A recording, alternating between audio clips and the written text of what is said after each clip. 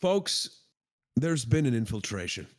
Today on Habs Reddit, if you are a Montreal Canadiens fan that likes to use the washroom and browse, you may have stumbled upon this post from a Boston fan, basically kind of showing a little bit of love between us, the Montreal Canadiens, and of course the Boston Bruins, basically saying it's been a while.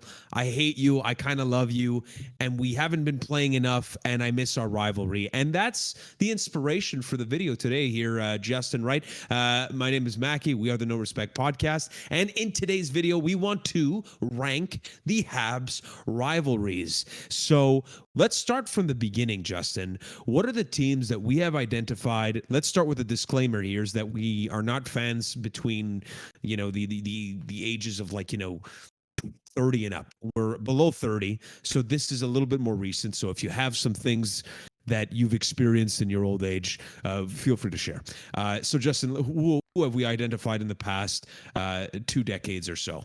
I mean, they're pretty obvious. There's obviously Boston, Toronto, Ottawa Senators, and then we have some honorable mentions, some lesser known or lesser kind of rivalries like the Carolina Hurricanes with the Jesperi Kotkaniemi steal that they did on us. Obviously, the Rags, who we faced in the playoffs a couple times in the 2010s, and obviously Chris Kreider fucked up Carey Price's career. We can all agree on it. And Tampa Bay, who took our dreams away 2 summers ago, and it still hurts. Yeah. Honestly, some would suggest that some of the teams on the bottom might be a bigger rivalry than the 3 at the top. Some. But we chose these 3, and you can obviously roast us. But for the sake of today's video, we're diving deep into the Boston Bruins, if we could go to the next slide, the Senators, and the Toronto Maple Leafs. And our goal is going to be, by the end of the video, ranking these 3 teams in the rivalries today, but also all time, with, again, some mentions that are honorable. So let's start there, Justin, as we begin our ranking process. The Boston Bruins. Who can forget the days where we had to face these 3 menaces? One big meanie in Lucic, another big meanie in Zdeno Chara, and a smaller meanie in Brad Marchand. This has led to some of the most exciting hockey. I'm looking at Euro 2014, where we had Dale Weiss, we had PK Subban, Pat Chiaretti, Thomas Vanek, David Desharnais, and all led to a sweet victory where Danny Briere shined like Mr. April did, and the infamous line, handshake line, where we've got Lucic that's basically assaulting verbally Alexei Yemlin, who doesn't speak a lick of English. So what can you tell us about this rivalry? What are some of the moments that you appreciate the most about Boston? What can you describe this rivalry as a Montreal Canadian fan as? I mean, this is just like my childhood, my teenage years watching this. This is what I think of when I think of the best hockey games I've seen. Like, this series that you're talking about where we won was so incredible. But there's also the series that we lost in 7. Nathan Horton, that goal he scored in overtime, that will always haunt my dreams. Going even further back, when I was probably 8 years old or something, I remember Kyle McLaren giving the dirtiest elbow I've ever seen to Richard Zednik, and Richard Zednik had to be taken off on a stretcher, and he was never the same after that. Like, these are just like deep cuts into my Habs fandom, and they will never be repaired. So I think this rivalry will always be there, but obviously it's gone kind of stale at this point. Yeah. Zdeno Chara, also, before we get into the Leafs, is Zdeno Chara, the hit into the banner of Max Pacioretty. The Montreal fans were calling the police. Like, they were literally doing that during that game. The one thing that I do want to say about Boston as a rivalry is that as much as there's true hatred there, there's a part of us that always respected the Boston Bruins and what they built as teams. And it starts with Patrice Bergeron.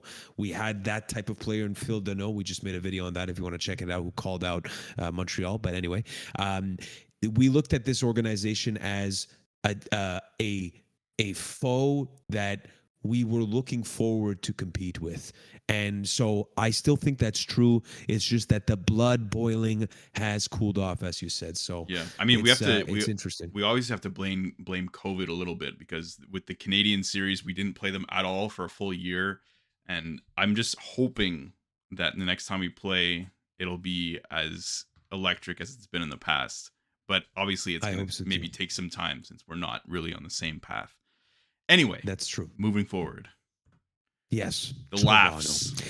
The Maple Leafs, 1967, memes galore, no first round. I'm not going to do that. I'm not going to do it. I kind of just did, but I'm not going to do it. The Toronto Maple Leafs, listen to me. I respect this fan base. The truth is that I find you quite vocal and quite Annoying. confident at times. Not everybody, but a vocal minority of you are very arrogant for a team that has not yet left the first round in quite some time. And it all started, I guess, getting worse when these three showed up: Marner, Nylander, Matthews. And who could forget the other sting, the deep cut? If we're talking about it, it's Pajama Boy. We were interested. We were very interested. We wanted to give him a meeting, show him around the city, give him a poutine. This man said, hell no, I don't have time for you. I'm going back home to my pajama Leafs. And Jonathan Tavares, for better or for worse, signed a hell of a contract with the Toronto Maple Leafs. But this added fuel to the fire. And this is what changed the dynamic, which was Montreal, who was always kind of better than Toronto, was no longer that, because Toronto had some dark days, and this was, the start of something fresh. And most recently, you just saw a sneak peek, but this is the infamous meme, because in a chokehold, the demons about to be released. The Montreal Canadiens facing against the Toronto Maple Leafs during a COVID year. The Toronto Maple Leafs up, ready to close it out. Alex Galchenyuk having a hell of a performance in the Toronto Maple Leafs jersey. Starts it all with a pass, an errant pass to Nick Suzuki. And then guess what? Cole Caulfield back to Nick Suzuki. Et c'est la vie. It was 3-1. What can you tell me about this rivalry between the Montreal Canadiens and the Toronto Maple Leafs, Justin? I mean, like, that playoff series was just amazing for our Yum, yum, yum, rivalry. yum, yum, yum. It's never gonna forget that. But I've always seen the Maple Leafs as kind of like a regular season rivalry, because we in our lifetimes we've never faced them in the playoffs. So it's always been like the last game of the season. Sometimes the season openers have been against the Leafs. They're always exciting games, and uh, that's what I've kind of seen. But just, yeah, I mean, the fact that we're meeting in the playoffs, we're playing them more often these days. It's just adding more fuel, and I think that's what's making it such a bigger rivalry these days.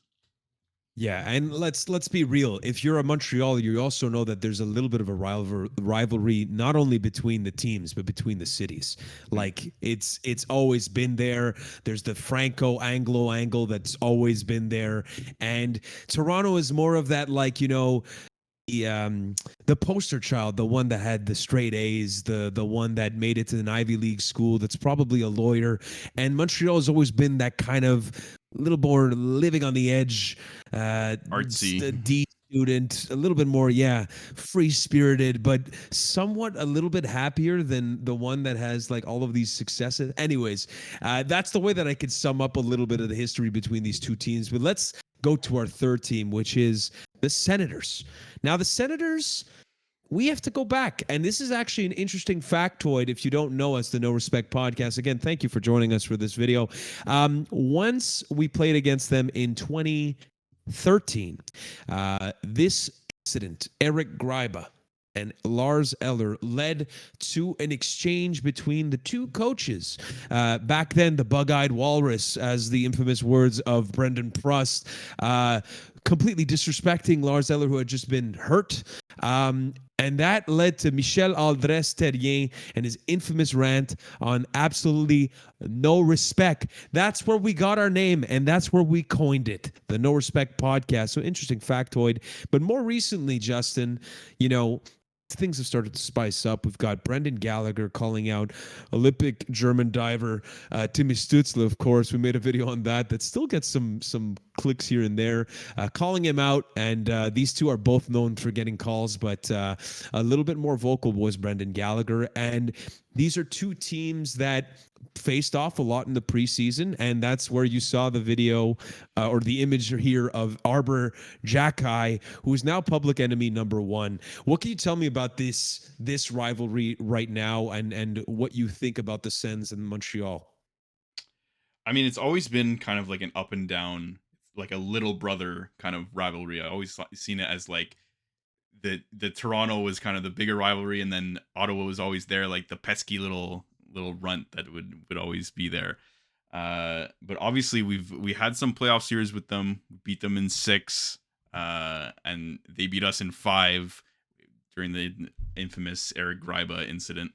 Um, but yeah, another thing about Ottawa is they're kind of on the same trajectory as the Habs are right now. So I mean, this I think has the potential to become one of the bigger rivalries between Ottawa and Montreal, because they're going to be competitive kind of around the same time. And if we're going to get into playoff series with them, what's his Brady Kachuk, he has the most like punchable face, hateable face I've ever seen. So he's a very like grindy player that'll just piss you off as a fan, as a player. So I mean, this has all the seeds for a great rivalry in the future, and I think it will become that. Say what you will about Brady Kachuk. I would take him on my team any day. And I Of course. used to say Kotkaniemi over Kachuk, and unfortunately, he is with the Canes now, and I would take that back in a heartbeat. That one thing that you hit the nail on the head, of course, is the fact that the trajectories, pardon me, of both of these teams are lining up perfectly, and I think that this has potential to be an excellent rivalry in the coming years. And I'm looking forward to it. So you let us know what you think, but now it's time to make our rankings on these three teams that we've isolated. Now, of course, you can completely disagree and think that none of these should be a part of it. But for us right now, it's the Toronto Maple Leafs in first, the Ottawa Senators in second, and the Boston Bruins in third. That is our ranking. We have consensus on this, right, Justin? Yes, of course. Okay. I mean, I would say Boston. Boston. It's a shame to put them third because I think they're always going to be the top as in Habs rivalries, but we just haven't played them enough recently. We haven't been as competitive. So Yeah, agreed. So let's go on to the all-time ranking. Now, right now, this is for sure. It's Boston number one, even though the Toronto Maple Leafs feels like it's a more heated rivalry. That's only recency bias. Boston, if you go back in your memories, if you go in your suppressed memories where you've had awkward Thanksgivings, and you'll find Boston in one of those things. Okay. This is the number one rivalry with the Montreal Canadiens. Toronto, again, I think that there's a whole cultural element that kind of adds to that factor. And that's why I think, Justin, we were saying this off air, is that like there's the Senators here that are in third place, but the truth is that Boston, Toronto, and then the Senators are like way down here in terms of being third. And we can make it maybe a case for another team to replace them, right? yeah, I mean, I would definitely give an honorable mention to Tampa Bay. They've like just just look at this image. Just if Oh this my doesn't piss God. you off, then you're not a Habs fan. So I This mean, one really irked me, dude. Like yeah, I was like I was mad. I still remember like the feeling of him saying, "Oh, they won one game and they acted like they won the Stanley Cup." That one hit me in the feels because yeah. it's true. That one hit us hard, and they were so Yeah. so close. 18 million over the cap.